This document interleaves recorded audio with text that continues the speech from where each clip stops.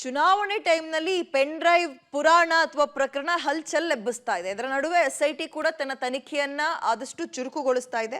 SIT ತನಿಖೆ ಚುರುಕುಗೊಂಡ ಬೆನ್ನಲ್ಲೇ ಹೊಳೆನರಸೀಪುರದಲ್ಲಿ ದಾಖಲಾಗಿರೋ FIR ಸಂಬಂಧ ವಿಚಾರಣೆ ಕೂಡ ಆಗ್ತಾ ಇದೆ. ಅಶ್ಲೀಲ ಆರೋಪದ ಮಸಿ ಮೆತ್ಕೊಂಡಿರೋ ಪ್ರಜ್ವಲ್ ರೇವಣ್ಣ ಹಾಗೂ HD ರೇವಣ್ಣಗೆ SIT ನೋಟಿಸ್ ಕೂಡ ಕೊಟ್ಟಿದೆ, ವಿಚಾರಣೆಗೆ ಹಾಜರಾಗಬೇಕು ಅಂತ. ಇದೀಗ ಪ್ರಜ್ವಲ್ ರೇವಣ್ಣ ತಮ್ಮ ವಕೀಲರ ಮುಖಾಂತರ ಒಂದು ಟೈಮ್ ಕೇಳಿದ್ದಾರೆ, 1 ವಾರಗಳ ಕಾಲ. SIT 1 ವಾರ ಎಲ್ಲ ಟೈಮ್ ಕೊಡಕ್ಕಾಗಲ್ಲ, 1-2 ದಿನದಲ್ಲಿ ನೀವು ವಿಚಾರಣೆಗೆ ಹಾಜರಾಗಬೇಕು ಅಂತ ಮತ್ತೆ ವಾಪಸ್ ನೋಟಿಸ್ ಕೊಟ್ಟಿದ್ಯಂತೆ. ಹಾಗಾದ್ರೆ ವಾರದೊಳಗೆ ಪ್ರಜ್ವಲ್ ರೇವಣ್ಣ SIT ಮುಂದೆ ಹಾಜರಾಗ್ತಾರಾ ಅಥವಾ ಇಲ್ವಾ? 1 ವಾರ ಸಮಯ ಕೊಡೋಕೆ SIT ನಿರಾಕರಣೆ ಮಾಡಿದ್ಯಾ? ಹಾಗಾದ್ರೆ ಕಾರಣ ಏನು? ಯಾಕಂದ್ರೆ ಅವಕಾಶಗಳಿರುತ್ತೆ, ನೋಟಿಸ್ ಕೊಟ್ಟ ತಕ್ಷಣ ಹಾಜರಾಗಬೇಕು ಅಂತ ಏನಿಲ್ಲ. ಹಾಜರಾದ್ರೂ ಒಳ್ಳೇದು, ಹಾಜರಾಗ್ಲಿಲ್ಲ ಅಂದ್ರೆ ಕಾನೂನಾತ್ಮಕವಾಗಿ ರಕ್ಷಣೆ ತಗೊಳ್ಳೋಕೆ ಅಥವಾ ವಕೀಲರನ್ನ ಮುಂದೆ ಬಿಟ್ಟು ಇಷ್ಟಿಷ್ಟು ಸಮಯ ತಗೊಳ್ಳಿ ಅಥವಾ ಈ ಕೆಲಸ ಇದೆ, ಈ ಕಾರಣದಿಂದ ಬೇರೆ ಕಡೆ ಇದ್ದಾರೆ ಅಂತ ಹೇಳೋಕೆ ಅವಕಾಶಗಳಿದೆ. ಬಟ್ ಇದರಲ್ಲಿ ಸಾಧ್ಯ ಆಗಲ್ವಾ? ಇದು ಬಹಳ ಕುತೂಹಲ ಮೂಡಿಸ್ತಾ ಇದೆ. ಹಾಜರಾಗ್ತಾರಾ ಅಥವಾ ಚಕ್ಕರ್ ಆಗ್ತಾರಾ?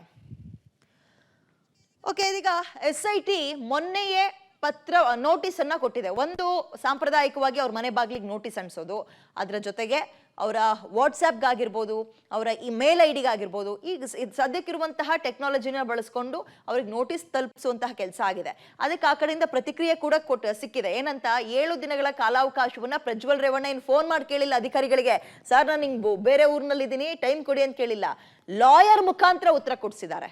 ಇದು ಸಹಜ ಪ್ರಕ್ರಿಯೆ ನಡೆಯುವಂಥದ್ದು, 1 ವಾರ ಟೈಮ್ ಕೊಡಿ ಅಂತ ತಮ್ಮ ವಕೀಲರ ಮೂಲಕ 1 ವಾರಗಳ ಕಾಲ ಪ್ರಜ್ವಲ್ ಸಮಯವನ್ನ ಕೇಳಿದ್ದಾರೆ.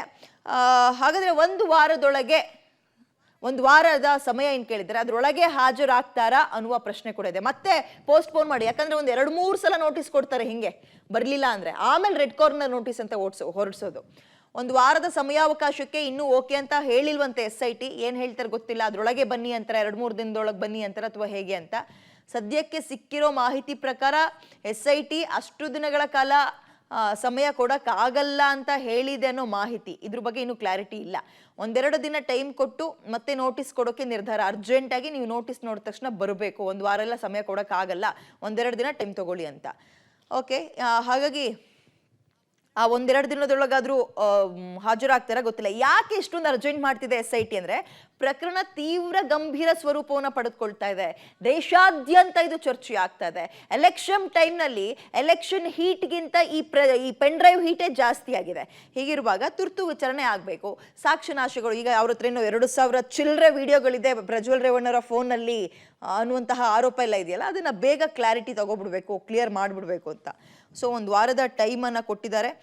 ಬೇಗ ಪ್ರಜ್ವಲ್ನ ಕರೆಸಿ ಅಂತ ವಕೀಲರಿಗೆ ಸೂಚನೆ ಕೊಡೋ ಸಾಧ್ಯತೆ ಕೂಡ ಇದೆ. ಅಂದರೆ ಈಗ ಇದು ನೇರವಾಗಿ ಪ್ರಜ್ವಲ್ ಜೊತೆಗೆ SIT ಆಫೀಸರ್ಸ್ ನಡುವೆ ನಡೆದಿರೋ ಕಾನ್ವರ್ಸೇಷನ್ ಅಲ್ಲ, SIT ಆಫೀಸರ್ಸ್ ಜೊತೆಗೆ ಪ್ರಜ್ವಲ್ ಅವರ ಪರವಾಗಿ ವಕೀಲರು ಏನು 1 ವಾರ ಟೈಮ್ ಕೇಳಿದ್ದಾರೆ, ಅವ್ರ ಹತ್ರ ನಡೆದಿರೋ ಕಾನ್ವರ್ಸೇಷನ್. 1 ವಾರ ಕೊಡೋಕ್ಕಾಗಲ್ಲ, 1-2 ದಿನದಲ್ಲಿ ಬೇಗ ಬಂದು ಹಾಜರಾಗಿ ಅಂತ. ಸೊ ಮತ್ತೂ ಹಾಜರಾಗ್ಲಿಲ್ಲ ಅಂದ್ಕೊಳ್ಳಿ, ಇನ್ನೊಂದು ನೋಟಿಸ್ ಕೊಡ್ತಾರೆ.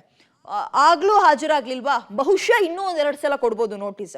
ಆಮೇಲೆ ಏನ್ ಮಾಡ್ತಾರೆ, ಒಂದು ರೆಡ್ ಕಾರ್ನರ್ ನೋಟಿಸ್ ಅಂತ ಓಡಿಸ್ಬಿಡ್ತಾರೆ. ಅಲ್ಲಿಗೆ ಅವ್ರು ಯಾವ ದೇಶದ ಮೂಲೆಯಲ್ಲೇ ಇರಲಿ, ಯಾವ ಭಾಗದಲ್ಲೇ ಇರಲಿ, ಯಾವ ಏರ್ಪೋರ್ಟ್ನಲ್ಲೇ ಇರಲಿ, ಲಾಕ್ ಮಾಡ್ಕೊಂಡು ಕರ್ಕೊಬರುವಂತಹ ಪವರ್ ಕೆಪಾಸಿಟಿ ಈ ಟೀಮ್ಗಿದೆ, ಸ್ಪೆಷಲ್ ಇನ್ವೆಸ್ಟಿಗೇಷನ್ ಟೀಮ್ಗಿದೆ.